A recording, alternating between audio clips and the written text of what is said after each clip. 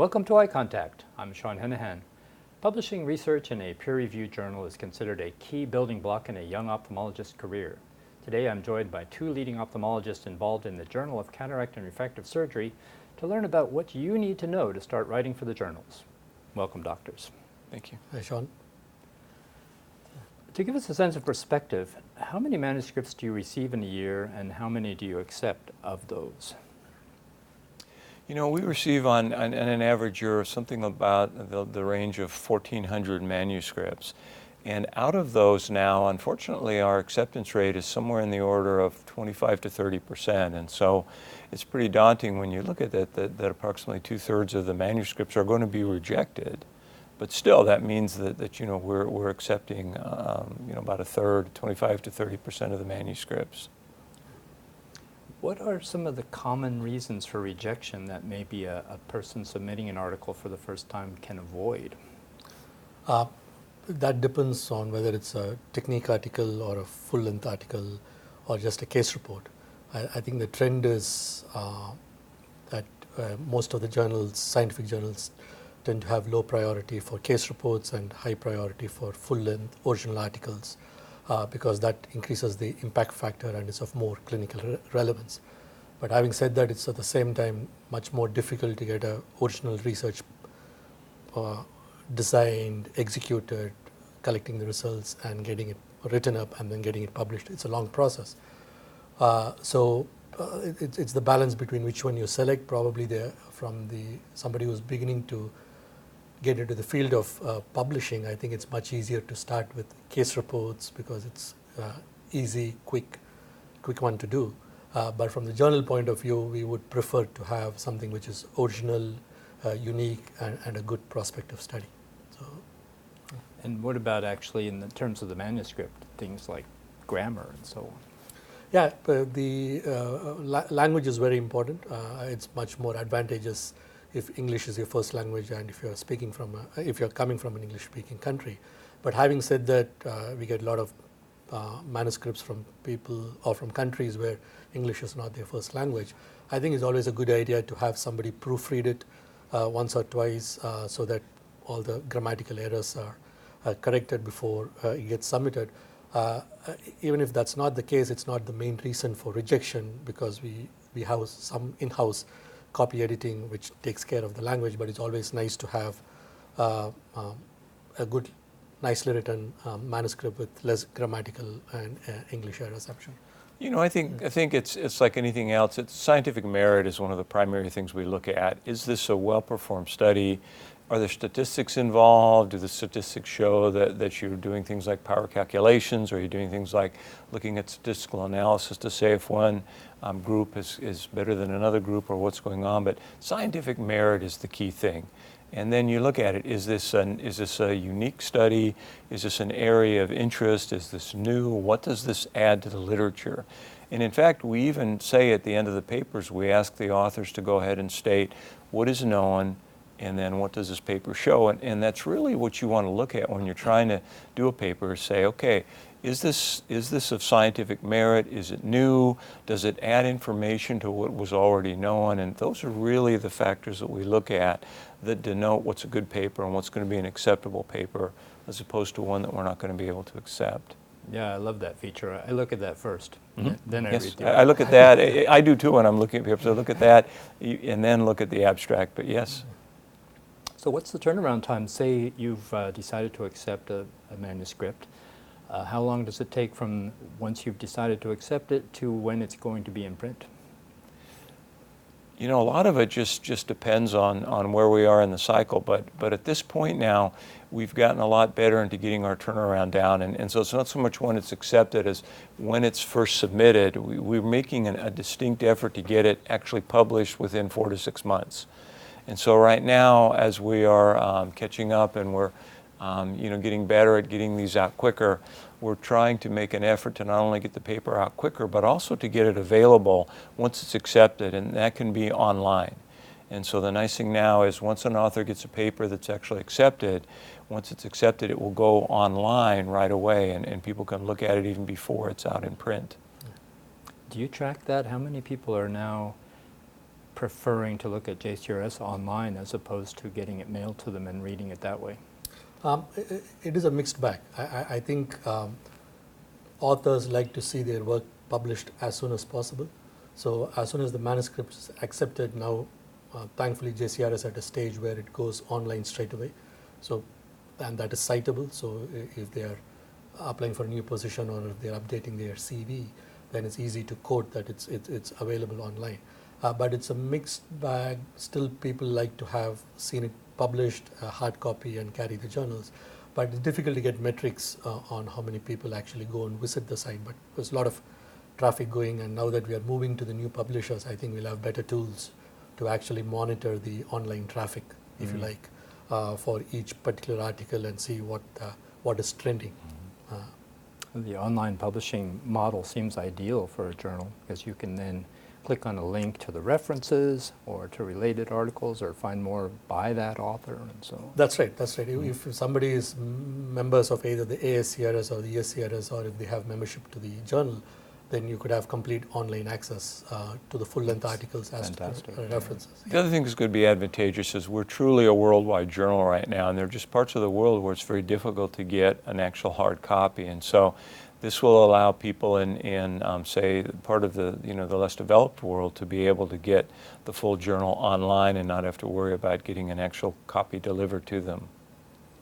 Well, I wanted to ask you all if you could remember your first submission process and acceptance. Would you like to start? Tell us what that was like. You remember the stress? And unfortunately, I do. So, probably it was about 21 years ago during my residency, and the program director I remember telling me the easiest and the quickest way to get into this world of publishing would be to do a case report. So in fact, my first publication was a case report. Once again, it was a painful process because it was the first one. So it goes through a lot of revisions, and I still remember my program director rejecting the manuscript even before I submitted because he wanted me to redo it a few times.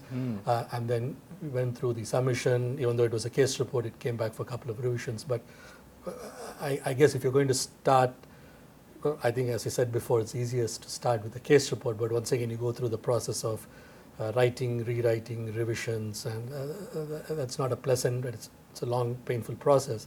But as you start doing it, one would assume or one would hope that we get better and better. So do you remember when you got the message you'd been accepted? Of course. So it was that really exciting. For the stress? Oh, of course, it was. I mean, that was the end point we all tried to achieve sooner rather than later. But I think that's an exciting feeling to see your manuscript or your report being accepted and actually to see your name on print. I think personally it's very exciting for me and even to the day. So, yeah. So.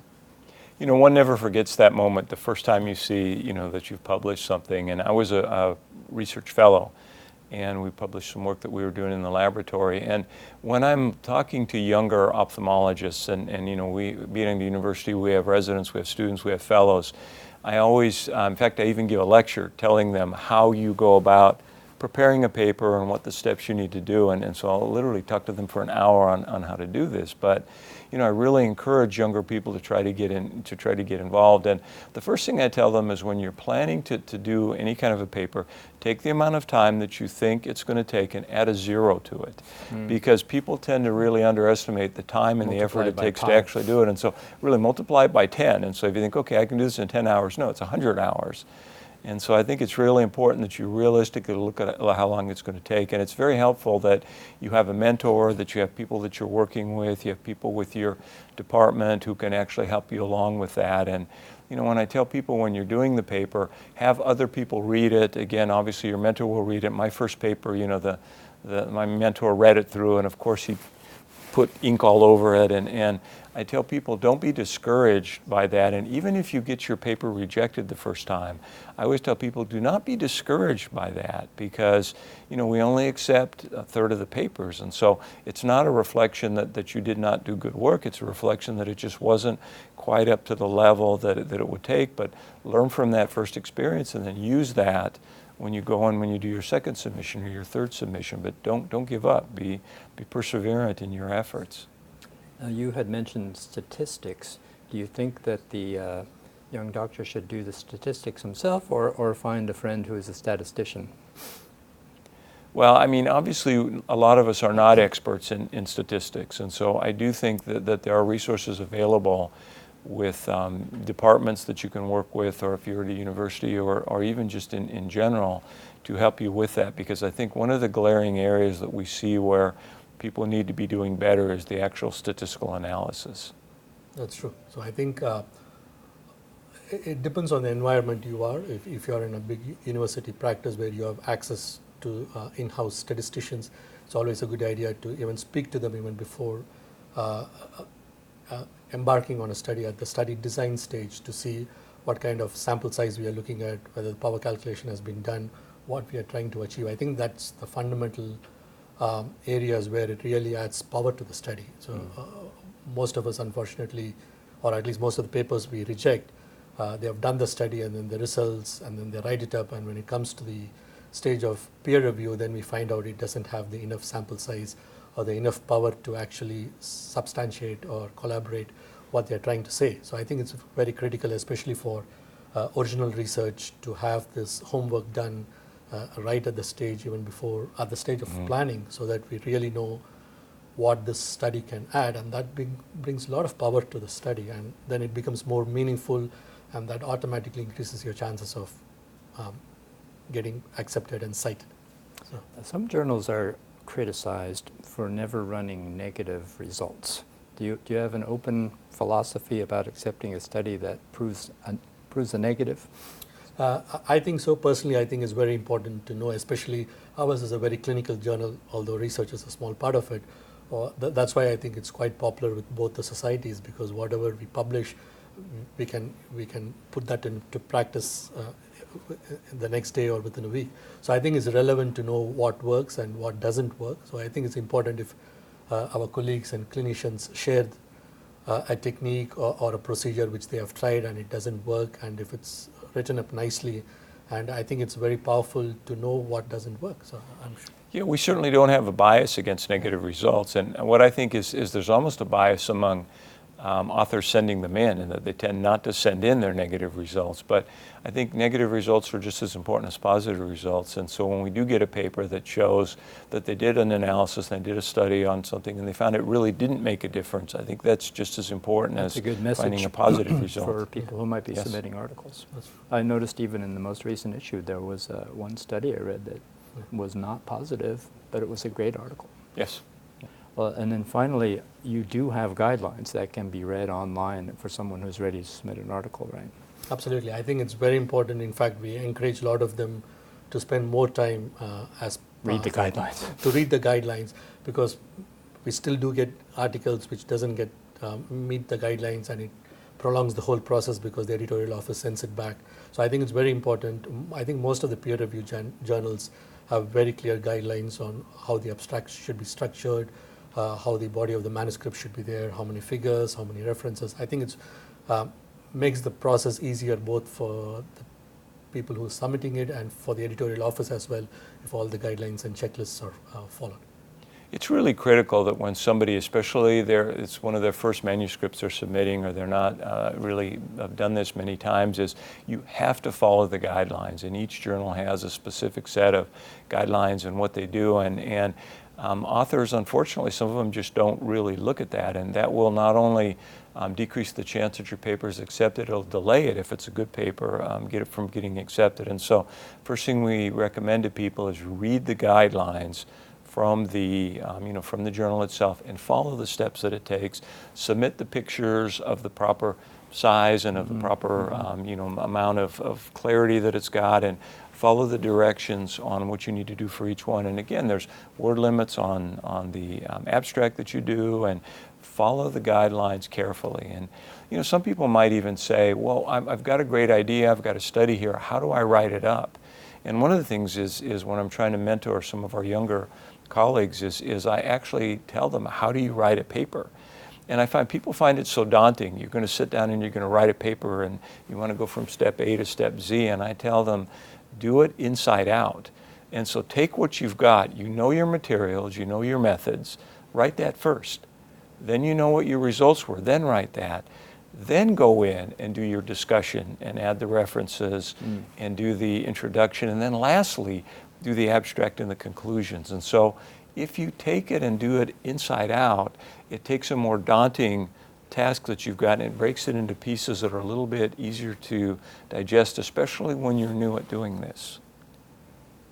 And what about plain English? There seems to be a good trend in journals to get away from the academic medicalese and more towards the direction of using plain English. Is that a policy you're supporting? Yes, but I think it's important that plain English is the bullet points which attracts the readers and the general public or the industry people looking at a topic so that they can home on and focus it on.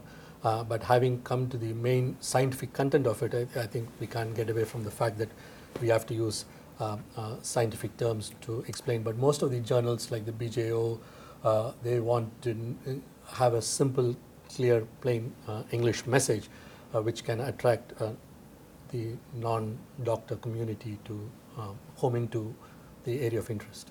Yeah, I'm talking about just getting away from convoluted sentence structure when a plain, simple, declarative sentence would get the job done. Absolutely, that's true. But Yeah. it's easier if it's done by the authors, but at the same time, as I said before, we have in-house copy editing which takes care of that. Take care of that. Okay, very good.